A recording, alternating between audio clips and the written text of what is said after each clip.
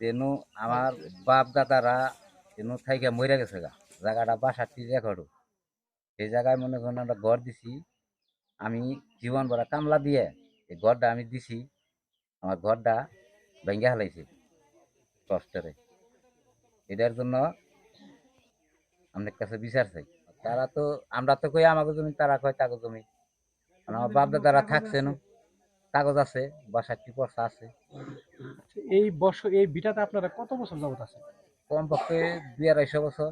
আমার দাদা মরছে, দাদি মরছে, বাপ মরছে, মা মরছে। আমাকে তো ৫০-৬০ বছর বয়স হয়েছে, ৫০ বছর হয়েছে। তাহলে ওখান তো আমার মরা পথে ২-২৫০ বছর হয়েছে। মানে এখানে কোনো বাগান টাগান এগুলো তো ছিল না? না, কোনো সরকারি বাগানের প্রজেক্ট আমাদের এই শালা এখন হারে নাই। বাগানে কোনো মেঘও নাই এই শালা। আমরা কর কষ্ট করে এলো কামলা জামলা দিয়া এলো কয়টা টেকা বানাইয়া আমরা কয়েকটা ঘর দিবানি গানিছিলাম। আমার ঘরটা এলো ফরেস্টার ভেঙে থেকে গেছে।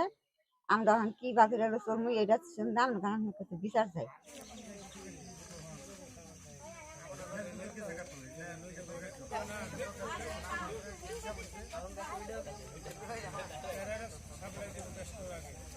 আমি তো বেলতলি বসে ছিলাম, ওখান থেকে দেখলাম গাড়ি আইলো আইলো তা আমি আমার হিন্দে দৌড় করে আইছি, আইয়া দেখি যে আমার ভাঙ্গা শুরু করছে।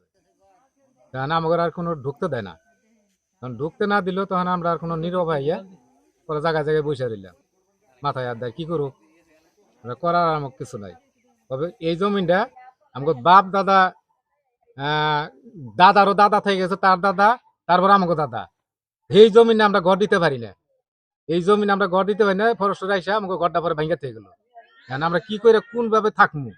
এই দেশের মধ্যে কত রোহিঙ্গারা জায়গা পায়, কিন্তু আমরা জায়গা পাই না কেন? আমরা জায়গা পাই না কেন? আমাদের বাপ দাদার বিঘার মধ্যে আমরা থাকতে পারি না কেন? এরকম অত্যাচার কেন করে? কেন আমাদের এই অত্যাচারটা করে? দাদা মইজা গেছে, বাবা মইজা গেছে, তারপরে আমাকে ফালা জায়গাটা হয়েছে ৮১১ থাকে। এই দেশে এই ঘরটা দিয়ে নিছে, মানে কত কিনে টেহা ক্ষতি করলো। আর এই দেশে রোহিঙ্গারাও জায়গা পাইতেছে, আর আমরা ৮১১ দাগে খাজনা দিছি, তারপরে আমরা জায়গা পাইতেছি না। এই ঘরটা আমাকে এত টাকা ক্ষতি করে তারপরে তারা ভেঙে থেকে গেল। এই জমিরই খাজনা দিছি। এখন কি সমস্যা? এখন সমস্যা, তারা খাজনা নেয় না।